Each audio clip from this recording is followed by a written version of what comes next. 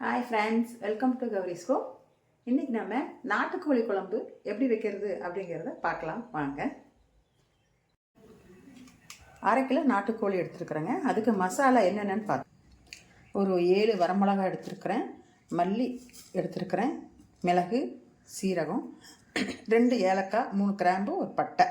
இதையெல்லாம் இப்போ வறுத்து மல்லியே போட்டு வறுத்துக்கலாம். ஃபஸ்ட்டு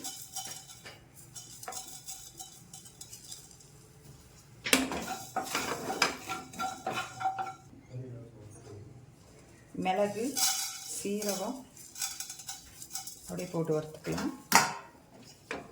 அதையும் போட்டு வறுத்துக்கலாம்.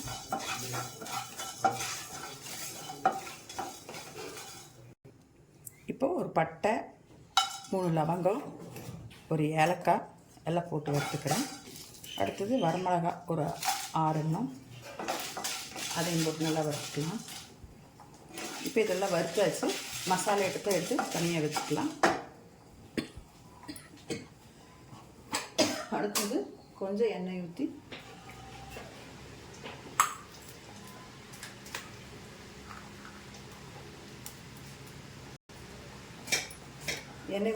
எண்ணெய் காஞ்சிருச்சு. இப்போ சின்ன வெங்காயம் அதையும் போட்டு வச்சுட்டு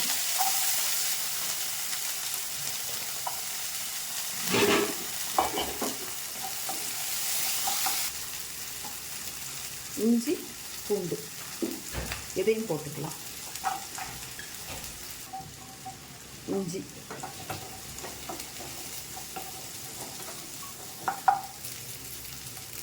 ரெண்டு கருவேப்பிலை,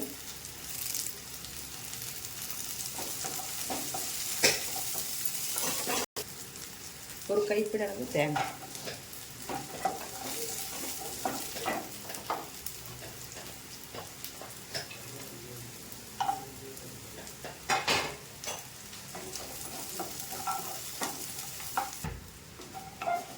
இப்போ இது வதக்கியாச்சு. அப்படியே எடுத்து ஆற வச்சுக்கலாம்.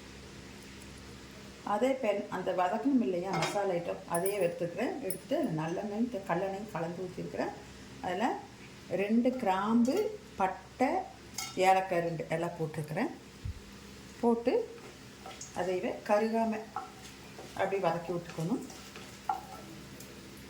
அந்த மணம் வரணும்.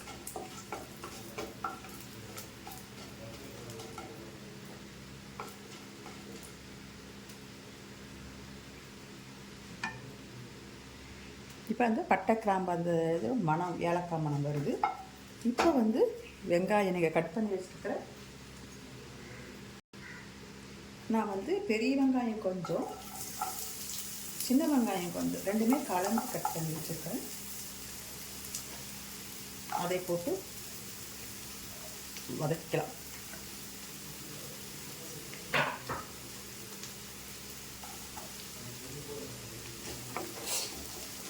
நல்லா வதக்குங்க.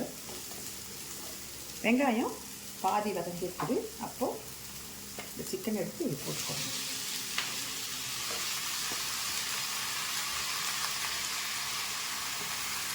இதை போட்டு நல்லா வதக்கணும். சிக்கனை போட்டு நல்லா கிளறி விடுங்க.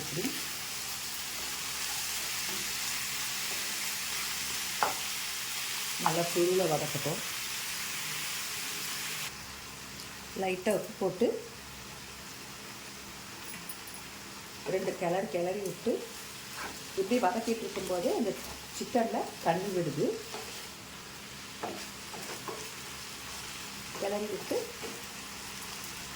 மூடி போட்டு ஒரு 5 நிமிஷம் மூடி வைங்க. அடி பிடிக்காமல் பார்த்துக்கோங்க.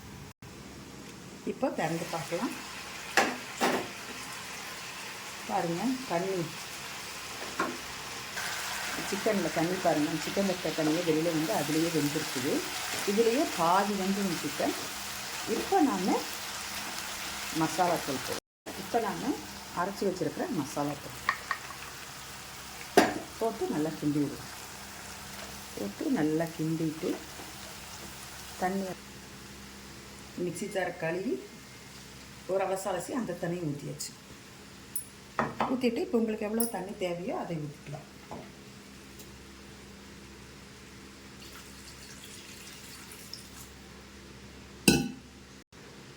தண்ணி எவ்வளோ தண்ணி தேவையோ தண்ணி விட்டு அப்படியே அந்த மசாலாவெல்லாம் கலக்கி மூடி வைப்போம். நாட்டுக்கோழி குழம்பு கொஞ்சம் தண்ணியாக வச்சா தான் நல்லாயிருக்கும், சூப்பராக இருக்கும். சளிக்கெல்லாம் வச்சு சாப்பிட்டா சளி நல்லா கேட்கும்.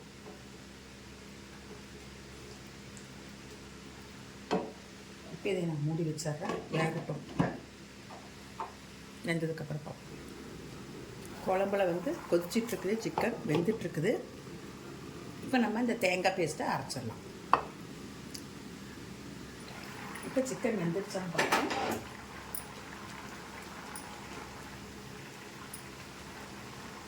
சிக்கன் வந்து கையில் நசுங்குனா அப்படியே நசுங்கணும்.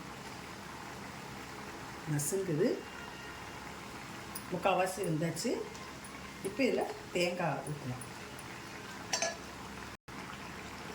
இப்போ இதில் நான் அரைச்சி வச்சுருக்கிற அந்த தேங்காய் பேஸ்ட்டை ஊற்றலாம்.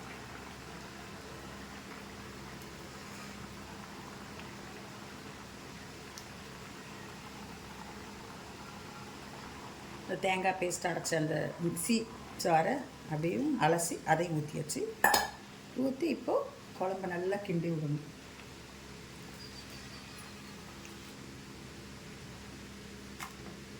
நல்லா கிண்டி விட்டு உப்பு காரமெல்லாம் இந்த ஸ்டேஜில் பார்த்துக்கோங்க. பார்த்துட்டு மூடி வச்சுட்டு இன்னொரு 10 நிமிஷம் அந்த தேங்காய் அந்த பச்சை வாசமெல்லாம் போகும் இல்லையா, இஞ்சி பூண்டு அதெல்லாம் வந்து கொதிச்சதுக்கப்புறமா பார்ப்போம்.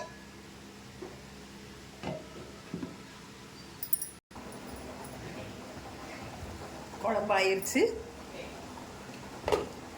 இப்போ இதில் கொத்தமல்லி தழையை தூவி அப்படியே ஸ்டவ் ஆஃப் பண்ணி மூடி வச்சிடலாம். மூடி வச்சுட்டு கொஞ்சம் நேரம் கழித்து சர்வ் பண்ணிக்கலாம். நீங்களே இந்த மாதிரி செஞ்சு பாருங்கள், எப்படி இருக்குன்னு செஞ்சு பார்த்துட்டு எனக்கு கமெண்ட் பண்ணி சொல்லுங்கள். இந்த வீடியோ பிடிச்சிருந்தா எனக்கு லைக் பண்ணுங்கள், ஷேர் பண்ணுங்கள். அப்படியே கவிஸ்கோம் சேனலை சப்ஸ்கிரைப் பண்ணிவிட்டு